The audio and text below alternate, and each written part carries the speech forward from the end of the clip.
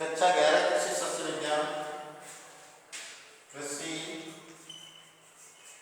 शस्त्र विज्ञान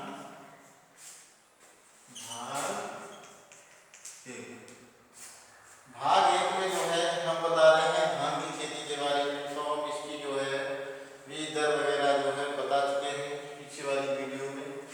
तो इसकी बीज दर कितनी होती है, 30 से 40 किलोग्राम प्रति हेक्टेयर होती है। और हम बता चुके हैं कितनी पौध की आवश्यकता होती है। एक हेक्टेयर पौध जो है, एक हेक्टेयर में डाली गई पौध से लगभग में 15 हेक्टेयर खेत की रोपाई की जा सकती है। तो आज हम बताएंगे पौध की रोपाई कैसे करेंगे। ट्रांसप्लांटिंग मतलब पौध रोपण कैसे करेंगे।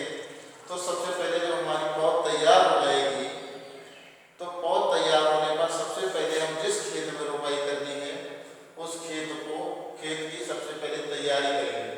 तो उस खेत की तैयारी के लिए हमें क्या करना है, सबसे पहले क्या करना है, खेत की तैयारी करनी है।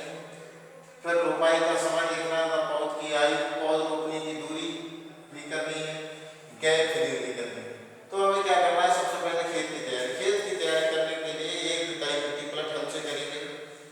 इसके बाद खेत में पानी भरकर पटलर चला देंगे, या 1-2 जुताइयाँ देसी या कल्टीवेटर से करने के बाद उसमें पटलर चला देंगे, जिससे कि वो जो हमारा खेत है वो लेयुक्त हो जाए, जिससे नीचे वाले जो भी हमारे खरपतवार हैं वो ऊपर उठकर आ जाए, उनको इकट्ठा करके अलग किया जा सके।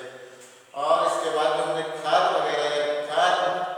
और जो उर्वरक डाले हैं वो ठीक तरीके से उसकी तली में बैठ जाए और हमारे उसमें मिल जाए मृदा में, जिससे कि हमारे जो पौधे है वो अच्छी तरीके से काम कर रहे हैं।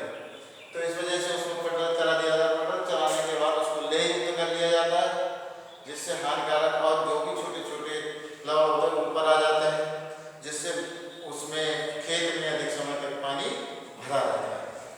इसलिए खेत की तैयारी करने के लिए इसमें पानी भर दिया जाता है और इस तरीके से खेत की तैयारी की जाती है। अब रोपाई का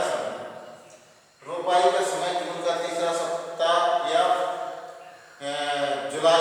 मध्य जुलाई तक रोपाई अवश्य कर देनी चाहिए, क्योंकि यदि अधिक समय लेते जाएंगे, जितना ही अधिक लेट करते जाएंगे, तो उतनी ही उपज पर उतना ही प्रभाव उसके उत्पादन पर पड़ता जाएगा।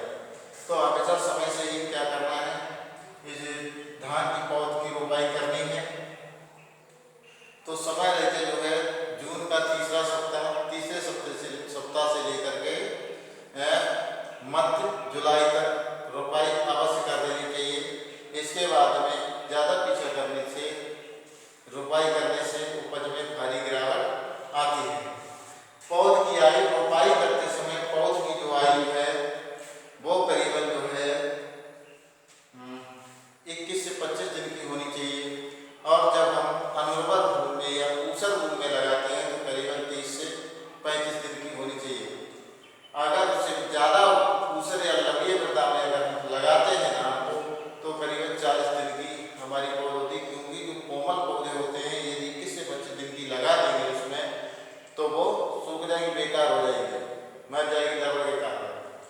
कोमल पौधे होते हैं तो इनकी पौध की आयु कितनी है, रोपाई के समय 21 से 25 दिन में रोपाई करने योग्य हो जाती है। अब इसके बाद में पौध रोपने की दूरी कितनी दूरी पर हम रोपाई करेंगे पौधे की। तो जो भी हमारी उर्वर भूमियां हैं, जिनमें उर्वरता है, तो उर्वर भूमियों में 20x15 पंक्ति से पंक्ति की दूरी 20 सेंटीमीटर और पौधे से पौधे की दूरी 15 सेंटीमीटर रखते हैं। यदि साधारण भूमि है तो उसमें जो है पंक्ति से पंक्ति की दूरी 20 सेंटीमीटर और पौधे की दूरी 10 सेंटीमीटर की दूरी पर रखते हैं। इसके बाद जो हमारी देसी जातियां हैं उनकी 20x20 मतलब कि 20 सेंटीमीटर पंक्ति से पंक्ति की दूरी और 20 सेंटीमीटर पौधे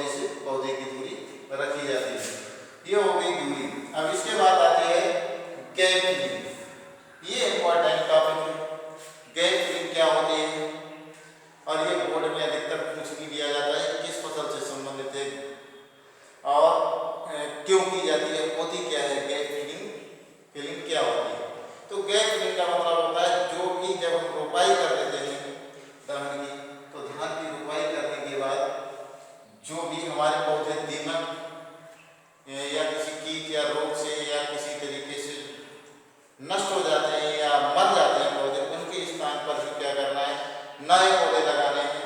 और जहाँ पर ज़्यादा पास पास हो गए, जिनकी दूरी कम है, उनकी दूरी को सही तरीके से कर दिया। यही होता है गैप फिलिंग। तो गैप फिलिंग में क्या है, जो मरे हुए पौधे हैं उनके स्थान पर जो भी नए पौधों को रोपना ही क्या है, गैप फिलिंग। क्योंकि जितने ज़्यादा पौधे होंगे उतना ही उत्पादन अधिक होगा। यदि वो पौधों की जगह पर नए पौधे नहीं लगाएंगे तो हमारी फसल में या उत्पादन में गिरावट होती चली जाएगी। इसके बाद में सिंचाई, क्योंकि धान जो है, धान की फसल ऐसे स्थान पर करनी चाहिए जहाँ सिंचाई के साधन उपलब्ध हो। ये सिंचाई ठीक तरीके से साधन उपलब्ध नहीं है तो वहाँ धान की खेती नहीं करनी चाहिए। क्योंकि कुछ कृषकों की ये धारणा है किसानों की कि खेत में अगर लगातार पानी भरा रहता है तो फसल धान की अच्छी होती है। ये धारणा बिल्कुल गलत है। क्योंकि अधिक समय तक जब तक जो धान की जड़ होती है उसको जब तक पानी ठीक तरीके से, पानी के साथ साथ थोड़ी वायु की भी आवश्यकता होती है, तो इसलिए कुछ समय के लिए उसको 2 या 3 दिन पानी सूख भी जाने देना चाहिए, जिससे कि उसकी जड़ों को थोड़ी वायु मिल जाए। तो क्या करना है कि हमारे जो धान की फसल है ये अधिक पानी चाहने वाली फसल है, तो यहाँ जहाँ भी इसकी फसल को करेंगे वहाँ सिंचाई जो है, सिंचाई के साधनों का होना आवश्यक है।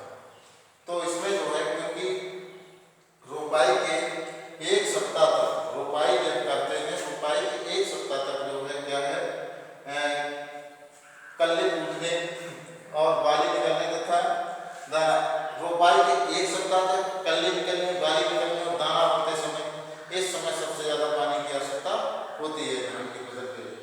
तो सिंचाई के साधन का होना, धान की जहाँ भी फसल कर रहे हैं तो वहाँ पर जो है सिंचाई का साधन बहुत आवश्यक है। अब इसके बाद आते हैं खरपतवार नियंत्रण। खरपतवार नियंत्रण के लिए क्या करना है कि पैडी वीडर, सबसे पहले तो पैडी वीडर का प्रयोग करते हैं। पैडी वीडर का प्रयोग करने से क्या है, खुरपी से भी उसका प्रयोग करके जो है खरपतवारों को नियंत्रित किया जा सकता है। लेकिन पैडी वीडर जो है उसका प्रयोग करने से, ये वो है, इसका प्रयोग करने से पैडी वीडर कल्ले अधिक निकलते हैं, ज़्यादा अधिक निकलते हैं। अगर पैडी वीडर का प्रयोग किया जाता है धान की फसल में तो कल्ले ज़्यादा निकलते हैं। तो क्या है कि खरपतवार, इसके बाद में पैडी वीडर का प्रयोग करेंगे। यदि किसी कारणवश पैडी वीडर नहीं है तो उसके स्थान पर खरपतवार नाशी रसायनों का प्रयोग करेंगे। तो इनके लिए क्या करना है, खरपतवार नाशी रसायनों में घास जाते और चौड़ी पत्ती वाले खरपतवारों के नियंत्रण के लिए क्या करेंगे, ब्यूटाक्लोर 50 ईसी, जिसको मचेटी के नाम से जानते हैं, 5 लीटर या ब्यूटाक्लोर 5% दानेदार 40 से 50 किलोग्राम प्रति हेक्टेयर डाल देंगे।